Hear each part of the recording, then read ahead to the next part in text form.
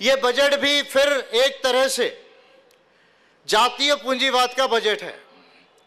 क्यों cast capitalism का, जातीय पूंजीवाद का ये बजट है?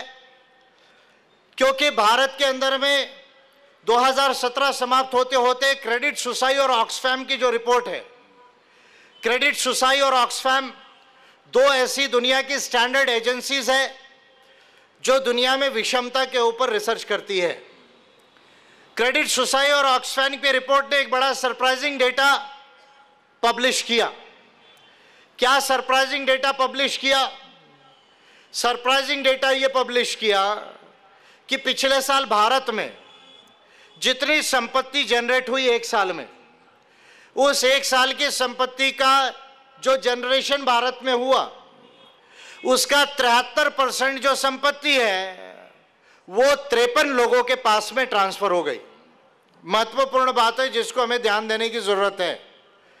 भारत के अंदर एक साल में जितनी संपत्ति का निर्माण हुआ, उसमें की 73% संपत्ति, 100 में 73 रुपया, ये देश के केवल 100 लोगों के पास चले गया, 100 बिलियनर्स के पास गया।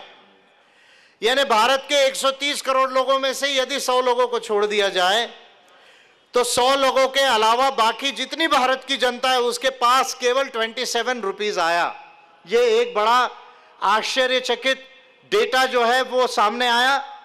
जब 2000 में जब एलपीजी, जिसको हम लिबरलाइजेशन, प्राइवेटाइजेशन या ग्लोबलाइजेशन कहते हैं, या न्यू इकोनॉमिक रिफॉर्म्स जिसको हम कहते हैं, जब उसको इंप्लीमेंट हुए केवल 10 साल हुए थे मनमोहन सिंह की गवर्नमेंट से लेकर, उस समय भारत के जितने बिलियनर्स थे, जिनके पास 100 करोड़ रुपया डॉलर्स में, 100 करोड़ रुपया डॉलर्स में जिनके पास में था, 100 करोड़ डॉलर्स जिनके पास पैसा था, उनके पास केवल 36% पैसा जो है पूरे देश की जो संपत्ति केवल 36% 2000 में थी।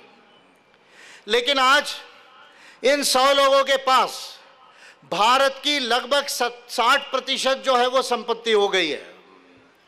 तो जितना इल्लीगल मनी भारत के अंदर है वो केवल 8% करेंसी नोटों में था।